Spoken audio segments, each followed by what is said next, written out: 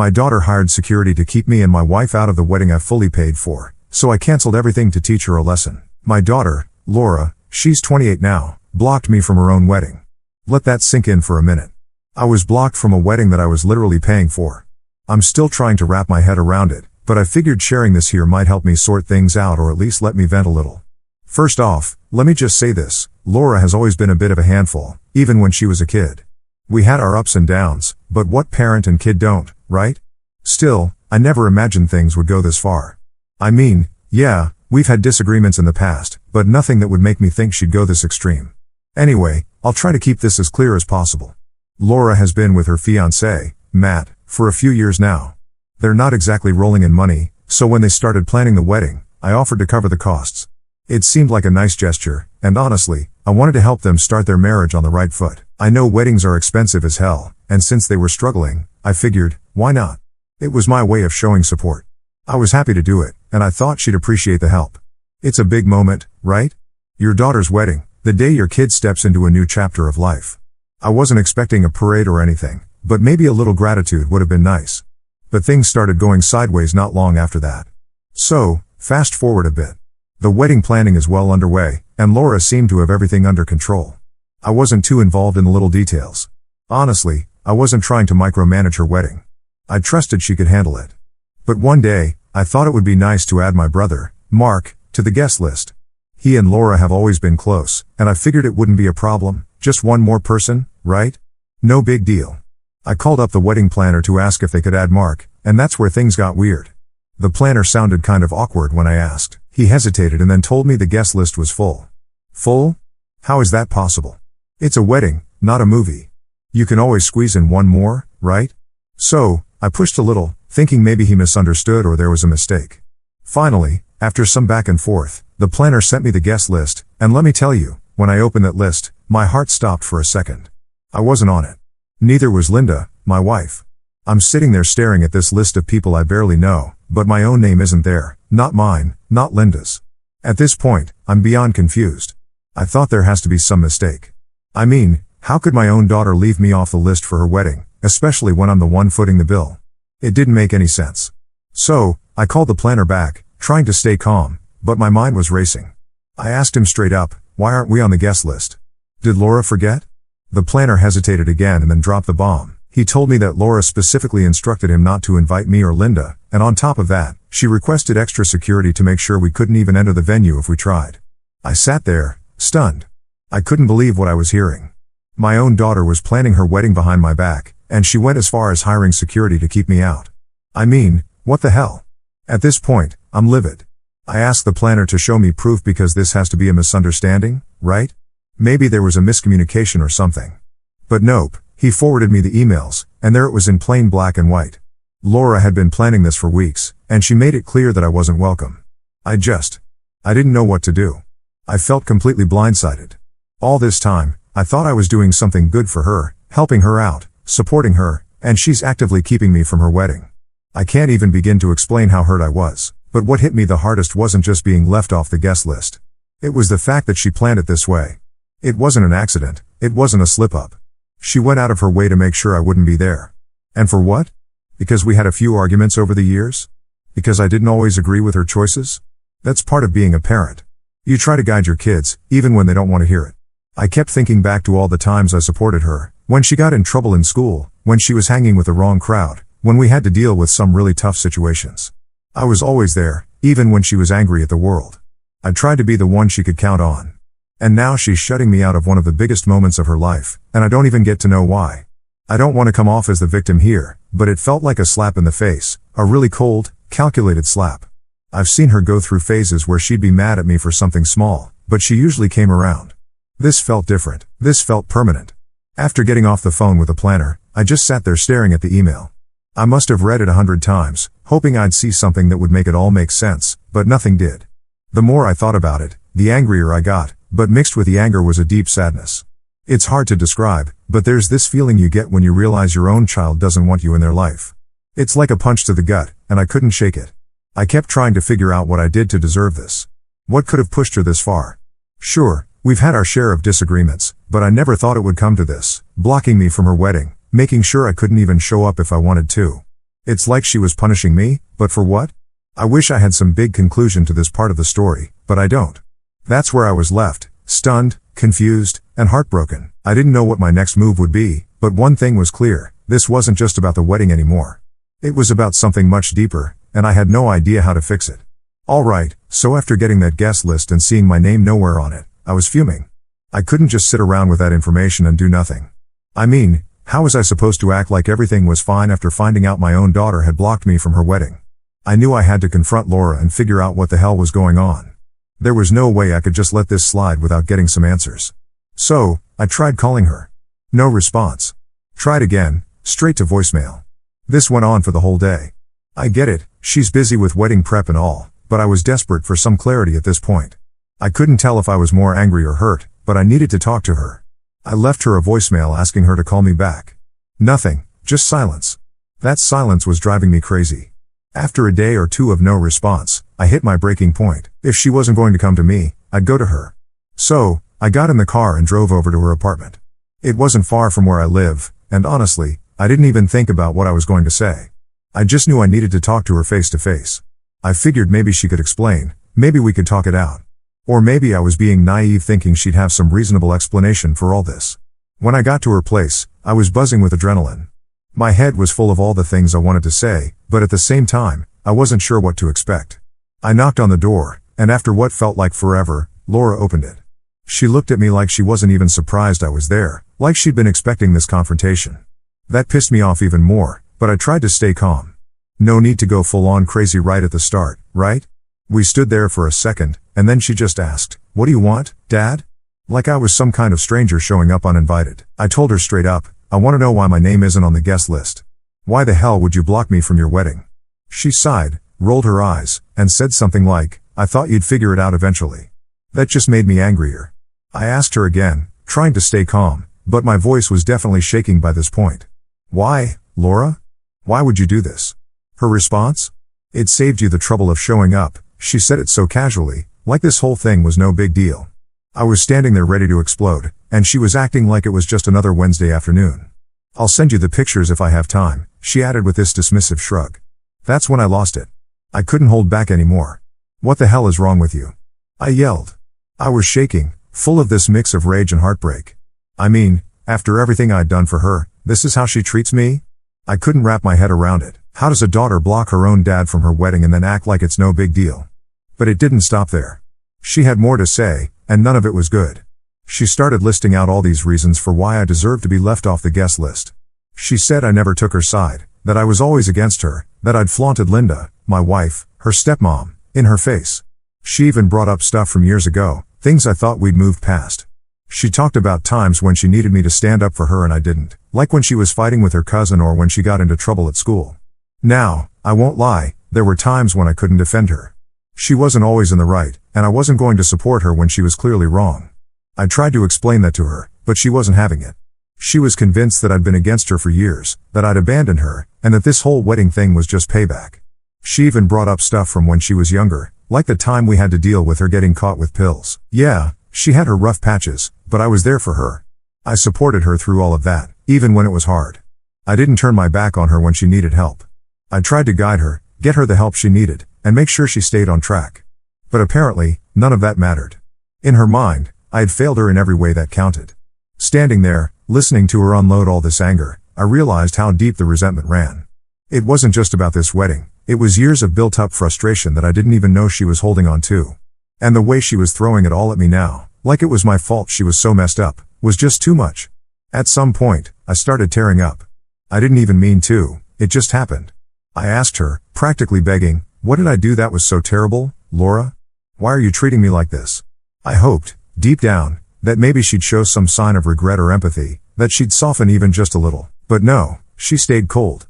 "You never had my back," she said. "You were always more concerned with your new life with Linda. You didn't care about me." That hit like a punch to the gut. I tried to explain to her that I always cared, that I loved her more than anything, but she was convinced I'd chosen my new family over her. I didn't know what to say. I was standing there in her apartment doorway, trying to figure out how we got to this point. She didn't want me at her wedding. She didn't want me in her life, apparently. And nothing I said was going to change that. It felt like we were speaking two different languages. Every time I tried to explain myself, she'd throw something else back at me, like she'd been keeping a list of all the ways I'd failed her over the years. Eventually, she told me I was just bringing negativity into her life and that I needed to leave. She said I wasn't welcome at the wedding or in her life if I couldn't accept that. I walked out of there completely defeated. I didn't know what else to do. My own daughter didn't want me at her wedding, and no matter how much I tried to understand why, it all came back to this resentment she'd been holding on to for years. I was lost, hurt, and honestly more confused than ever. After I left Laura's apartment that day, I was wrecked. I didn't know what to do or where to go from there. The whole confrontation felt like it went nowhere, and everything she said just kept playing over and over in my head. I tried to keep it together, but I felt completely blindsided by her level of anger toward me. I mean, I knew we weren't super close, but to find out she thought so little of me, that hit hard. A few days went by after that, and I still hadn't heard from her. I was trying to give her space, hoping maybe she'd come around or at least calm down enough to talk rationally. But deep down, I knew that wasn't going to happen. The wedding was coming up fast, and I didn't know if I was supposed to just sit there and pretend everything was fine. I couldn't do that. I was at home with my wife, Linda, telling her everything that went down. Linda's always been patient with Laura, way more patient than I've been, but even she was done at this point.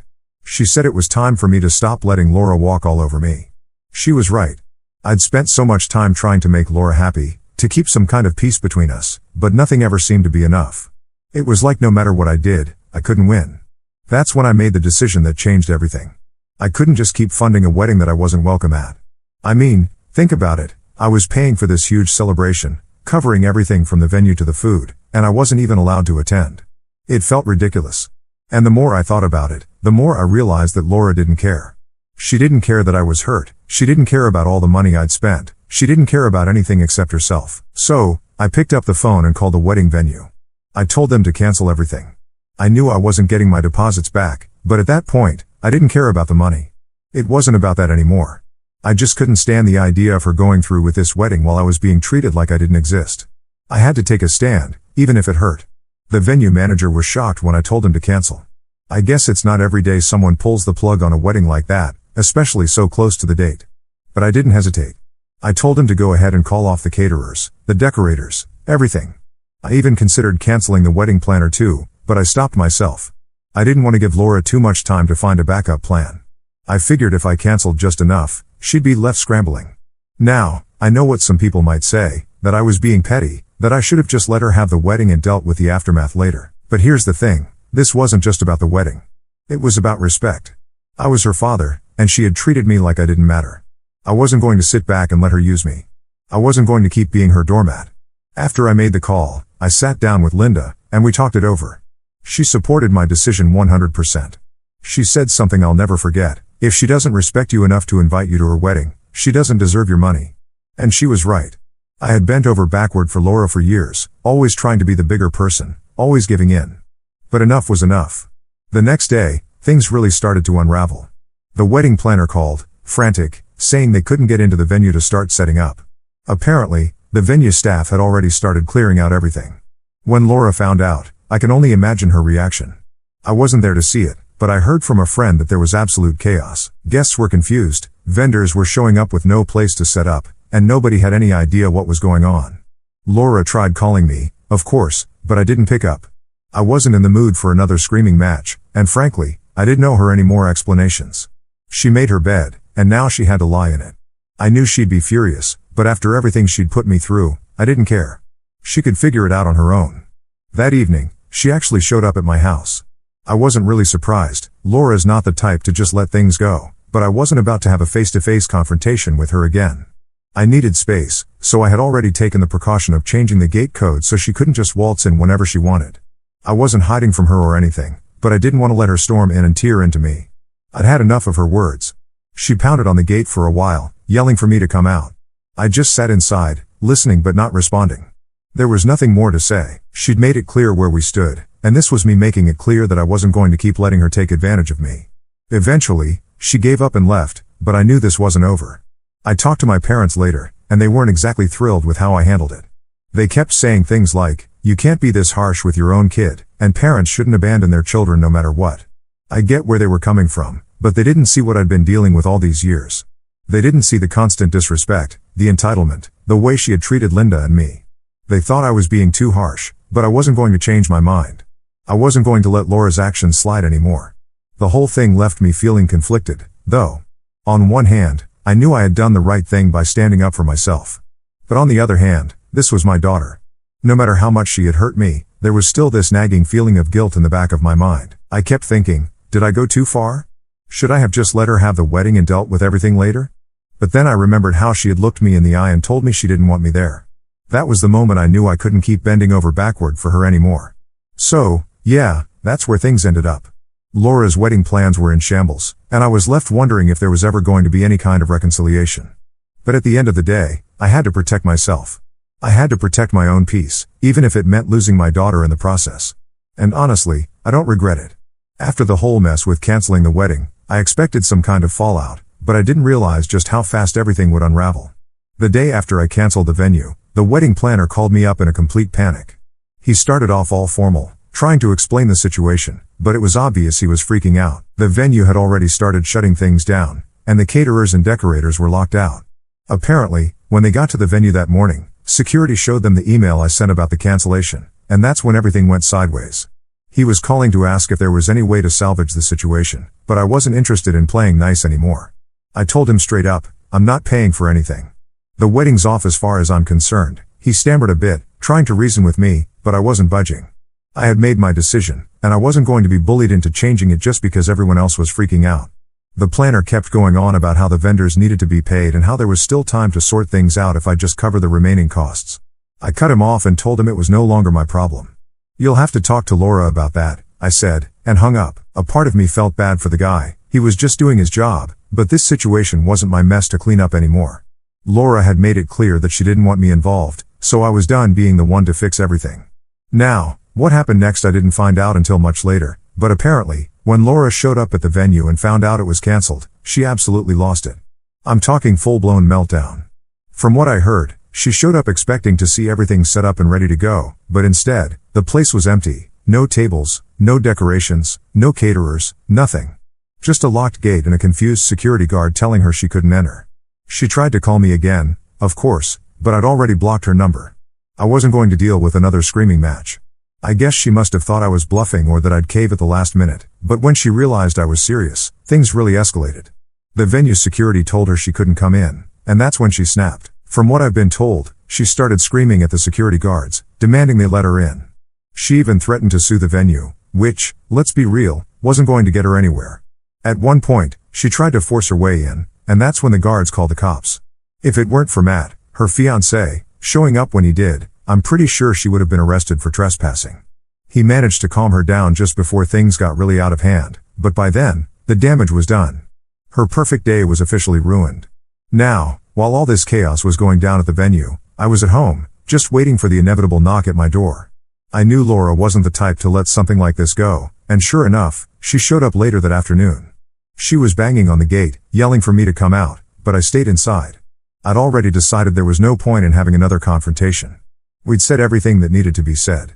I could hear her yelling, telling me how I'd ruined everything and how I was being selfish. Part of me wanted to go out there and try to talk to her, to explain why I did what I did, but another part of me knew it wouldn't make any difference. Laura had made up her mind about me a long time ago, and nothing I said was going to change that. So, I stayed inside, letting her rant until she eventually gave up and left.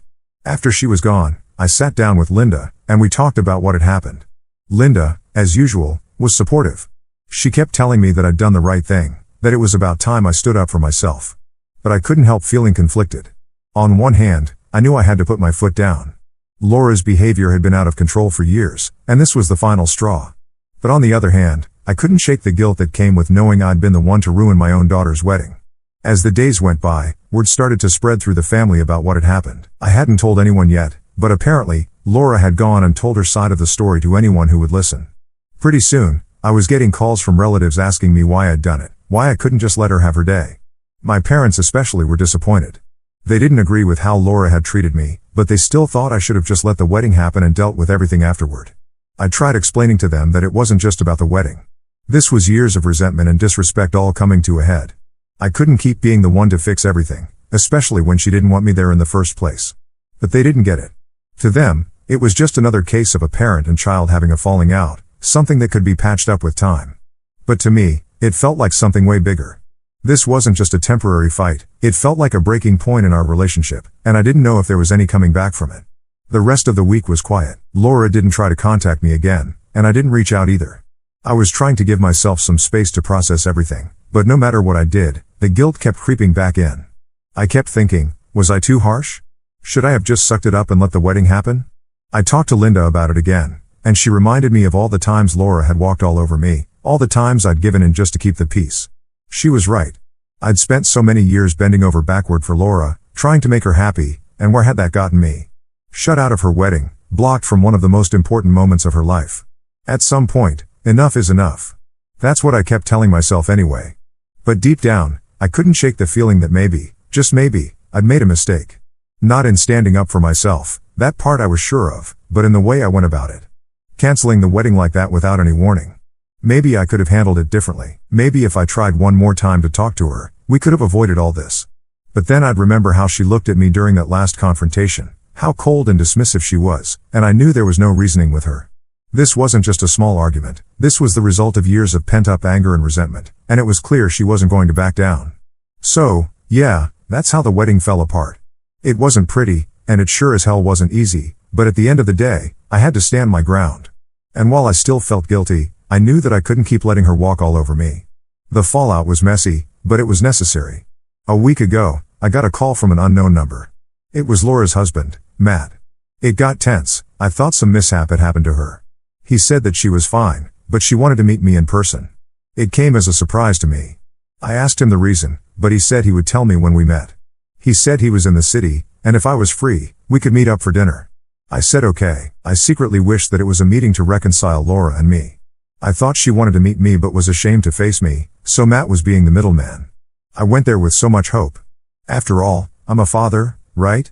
To my dismay, Matt was alone. I asked about Laura. He said he doesn't know. My heart sank, and I asked if something had happened to her and if she was fine. He told me that they were separated. He went on to reveal how Laura had been abusive in her marriage. She had real anger issues and would throw stuff at Matt and break the household stuff even in a minor argument. He tolerated her until he could, and when the situation got worse, he got separated from her. He said that Laura had a psychological issue and that she blamed others for any inconvenience that happened to her. She constantly used to fight with him because they had to leave the city and shift there because he got better opportunities there. Laura did not lose anything with this change. She also got a similar paying job in that city. Yeah, she was angry with him for taking her away from her hometown. That was just one thing. Laura used to be always angry at Matt and fight with him. He said that there was one more reason why he wanted to meet me in person. He wanted to say sorry. He said he witnessed Laura's cruelty towards me, Linda, and my parents, but he did not intervene because Laura had manipulated him against all of us. He said that he brought misery upon himself by overlooking all the red flags. I said it was not his fault at all. It was Laura's fault, and to some extent, maybe mine because I was not able to raise her properly. I also said sorry to him because of whatever he had been through with Laura. Matt requested me for one last favor. He said Laura had been destroyed by the separation. She's begging him to take her back, but he has fallen out of love with her because of her abuse. Yet, he wishes well for her.